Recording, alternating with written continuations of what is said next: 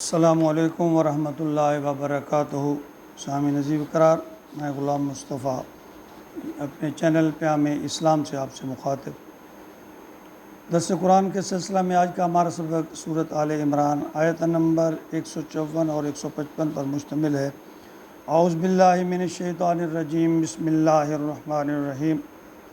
ثم انزل علیکم من بعد الغم امنۃ نعاسا یغشی طائفة منکم وطائفة قد اہمتهم انفسهم یظنون باللہ غیر الحق ظن الجاہلیہ یقولون هل لنا من الامر من شیء قل ان الامر كله للہ یخفون فی انفسهم ما لا یبدون لک یقولون لو کان لنا من الامر شیء ما قتلنا ہاہنا قل لو کنتم فی بیوتکم لبرز الذین کتب علیہم القتل الی مضاجعہم ولیبتلی اللہ ما فی صدورکم ولیمحص ما فی قلوبکم واللہ علیم بذات الصدور۔ ان الذین تولوا منکم یوم التقى الجمعان انما استزلهم الشیطان ببعض ما کسبوا ولقد عفا اللہ عنہم ان اللہ غفور حلیم۔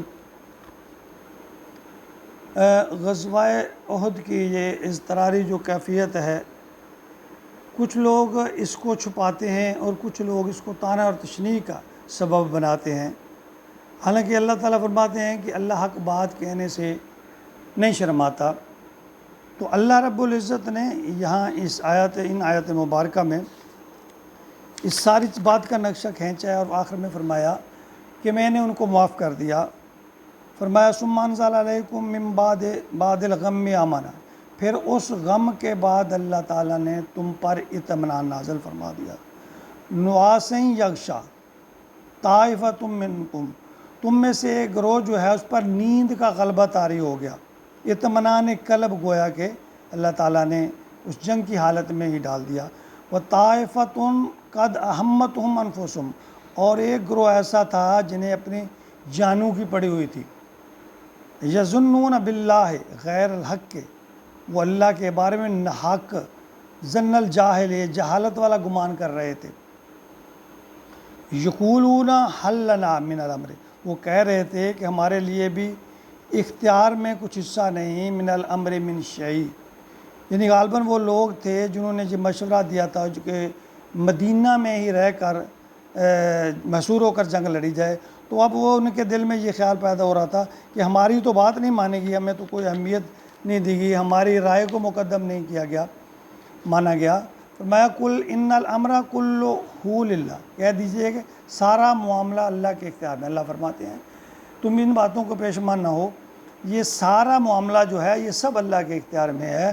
یخفون فی انفسہم، وہ اب بات چھپاتے ہیں، ما لا یبدون لک، جو آپ پر ظاہر نہیں کر رہے۔ اللہ فرماتے ہیں ان کے دل میں یہ بات ہے لیکن اب آپ کے سامنے یہ بات ظاہر نہیں کر رہے، لیکن اللہ کھول کر اس بات کو بیان فرما رہے ہیں۔ یقولون کان لنا من الامر، کہتے ہیں کہ اگر ہمارے اختیار میں کچھ ہوتا، شیء ما قتلنا ہاہنا، تو ہم یہاں نہ مارے جاتے۔ یعنی ان کے دل میں یہ ہے کہ اگر ہمارے اختیار میں ہوتا، جب ہماری بات مانی جاتی تو آج ہمیں یہ دن دیکھنا نہ پڑتا۔ یعنی ان کے دل میں یہ بات پیدا ہو رہی ہے۔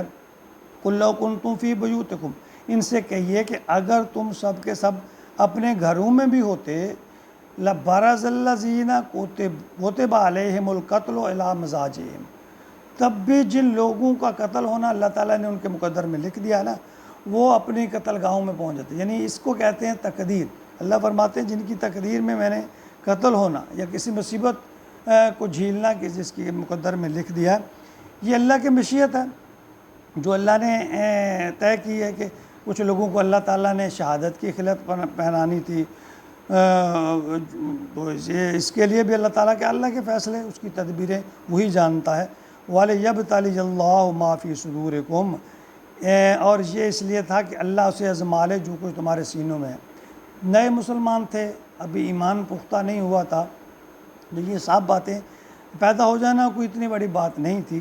وَلِيُمَحِّصَ مَا فِي قُلُوبِكُمْ، اور وہ بالکل پاک اور خالص کر دے جو کچھ تمہارے دلوں میں ہے۔ اللہ تعالیٰ کہتے ہیں وَلِيَبْتَلِيَ اللَّهُ مَا فِي صُدُورِهِمْ، یہ اس لیے تھا کہ اللہ اسے آزما لے جو کچھ تمہارے ذہنوں میں ہے، وَلِيُمَحِّصَ مَا فِي قُلُوبِهِمْ، اور وہ بالکل پاک صاف کر دے، خالص کر دے جو کچھ تمہارے دلوں میں ہے۔ وَاللَّهُ عَلِيمٌ بِذَاتِ الصُّدُورِ، اللہ تو دین و سینوں میں چھپی ہوئی ہر مخفی بات کو اور چھپی بات کو جانتے ہیں۔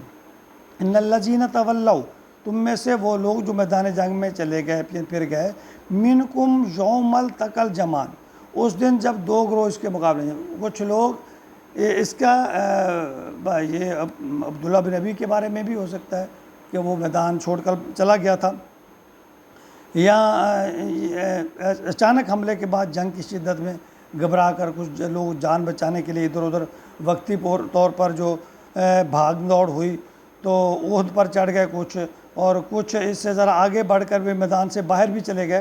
تو بعض صحابہ کرام، اس میں معتبر صحابہ کرام کے نام بھی ہیں، یہ جو بھگدڑ مچی اضطراری کیفیت تھی، تو کسی میں ضعف اور کمزوری کا ہونا، یعنی جو نئے مسلمان تھے، یہ کوئی اتنی بڑی بات نہیں تھی۔ انما استزلهم الشیطان، اصل میں شیطان نے ان کے پاؤں پھسلا دیے، بعض ما کسبوا، ان کے بعض افعال کی وجہ سے، یعنی شیطان نے، اللہ فرماتے ہیں یہ جو چھوٹی موٹی تقصیریں ہیں ان کا ہو جانا مخلص مسلمانوں سے تو بعید نہیں تھا، لیکن ایسا معاملہ ہر کسی کو پیش آ سکتا ہے۔ معصوم تو صرف نبی کی ذات ہے نا، ہر انسان سے خامی غلطی ہو جاتی ہے، انسان کی کمزوریوں کی وجہ سے شیطان موقع پا کر اس کو اکسا دیتا ہے، تو اس طرح وہ کچھ نہ کچھ اگر خامی کر بیٹھے تو یہ انسان بشر ہونے کے ناطے ایک فطری سا تقاضا ہے۔ اللہ فرماتے ہیں وَلَقَدْ عَفَا اللَّهُ عَنْهُمْ، اور اللہ نے معاف کر چکا۔ اب یہ ساری آیت کا اللہ تعالیٰ نے جو آخر میں نے چوڑ نکالا ہے، اللہ نے سب باتوں کو کھول کے بیان کر دیا، کسی چیز کو مخفی نہیں رکھا، لیکن اللہ نے آخر میں یہ فرما دیا کہ وَلَقَدْ عَفَا اللَّهُ عَنْهُمْ، اللہ نے انہیں معاف کر دیا، اللہ معاف کر چکا ہے ان کی تقصیریں، ان کی غلطیاں۔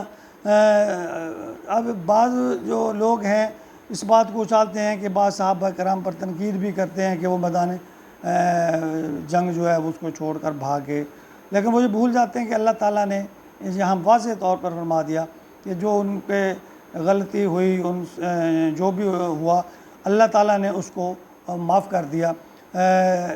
ہم کسی بھی مسلمان کے لیے جائز نہیں ہے کہ وہ صحابہ کرام پر طعن و تشنیع کرے زبان، کیونکہ اب انہوں نے بہت ساری قربانیاں دی ہیں اللہ کے نبی کے ساتھ۔ اگر کہیں ان سے کوئی غلطی ہوئی ہے تو انہوں نے اس کی پھر آزمائش بھی تو بھگتی ہے، مشکل حالات بھی تو دیکھے ہیں، زخم بھی تو اٹھائے ہیں، لیکن بہرحال اس سب بات کو سمیٹتے ہوئے اللہ تعالیٰ نے یہ فرما دیا وَلَقَدْ عَفَا اللَّهُ عَنْهُمْ، اللہ نے ان سب کو معاف کر دیا۔ اللہ نے یہاں قرآن پاک میں ان کی معافی کا اعلان فرما دیا ہے، ان اللہ غفور حلیم، کہ اللہ تعالیٰ معاف کرنے والے ہیں اور بردبار ہیں، کہ جو تو ان سے غلطیاں ہو گئی ہیں اللہ کہتے ہیں میں نے انہیں معاف کر دیا۔ جب اللہ نے معاف کر دیا ہے تو ہمیں بھی اس کو طعن تشنیع کا جو نہیں بنانا چاہیے۔ بس یہ جو حالات ہیں اور اس کو بیان بھی کرنا چاہیے، یہ بھی نہیں ہے کہ جو حالات ہیں کچھ چیزیں کچھ لوگ اس کو چھپاتے ہیں، لیکن اصل بات یہ ہے کہ واقعی اس وقت مسلمانوں سے غلطی ہوئی، سخت غلطی ہوئی، یعنی درے کو چھوڑا، نبی پاک صلی اللہ علیہ وسلم کے حکم کو نہیں مانا، اس کو نظر انداز کر دیا یا سستی کر لی، تو اور پھر خمیازہ بھگتا، اتنے مسلمان شہید ہوئے، پریشانی کا عالم، بہت مشکلات ہوئی عہد میں، تو یہ بھی نہیں بھولنا چاہیے۔ لیکن یہاں سبق سیکھنا چاہیے کہ اگر ہم اللہ کے رسول کی حکم کی نافرمانی کریں گے تو اس پر مصیبتیں آئیں گی، مشکلات آئیں گی، اور انسان کیسا بھی اعلیٰ درجے پہ فائز کیوں نہ ہو، کیسا بھی اللہ کا قرب حاصل کرنے والا نہ ہو، اللہ کا ولی نہ ہو کیوں بے شک ہو، اگر وہ اللہ کے رسول یا اللہ کے بات کی حکم عدولی کرے گا، نافرمانی کرے گا، تو اللہ اس کو پکڑیں گے، اللہ اس پر آزمائشیں ڈالیں گے، اللہ اس کو جھنجھوڑیں گے۔ یہ بات ذہن میں رکھنی چاہیے۔ ان تمام جو آیات ہیں ان کا جو خلاصہ یہ ہے کہ بھئی کوئی بھی انسان، کوئی ولی اللہ، کوئی پیر، کوئی بزرگ، کوئی اللہ والا اس بات سے مبرہ نہیں ہے کہ وہ اللہ والا جو مرضی کرتا پھرے، جیسے مرضی کرتا پھرے، نہیں۔ جہاں انسان، کوئی انسان جو انسان کہلاتا ہے وہ اللہ یا اللہ کے رسول کی نافرمانی کرے گا، اللہ کی پکڑ آئے گی۔ یہ لب الباب ہے اس سارے آیات کا۔ اللہ تعالی ہمیں اپنے فضل اور کرم سے ہم ایسا موقع ہی نہ آئے کہ اللہ ہم کسی آزمائش میں پڑیں. اللہ اپنے فضل سے ہمیں راہ راست پر رکھے، نرمی کرے، فضل کرے، رحم والا معاملہ فرمائے. ہمیشہ یہ دعا کرتے رہنا چاہیے. اللہ تعالیٰ سب کو، تمام مسلمانوں کی غلطیوں، تقصیروں، نافرمانیوں، کوتاہیوں سب کو معاف فرمائے. اللہ معاف فرمانے والا ہے. اللہ تو فرماتے ہیں میں غفور رحیم، بردبار ہوں، معاف کرنے والا ہوں. اگر اللہ معاف نہیں کرے گا تمہارے تو پلے کسی کے بھی جتنا بھی بڑا ہے. حضور نے خود فرمایا تھا کہ قیامت کے دن میں بھی اللہ کی رحمت سے بخشا جاؤں گا. تو جب آخری نبی ہمارے محبوب اللہ کے محبوب یہ فرما رہے ہیں تو ہم کس کا باقی مولی ہیں. اللہ ہمیں ہر وقت استغفار کرتے رہنے کی توفیق عطا فرمائے. آمین یا رب العالمین.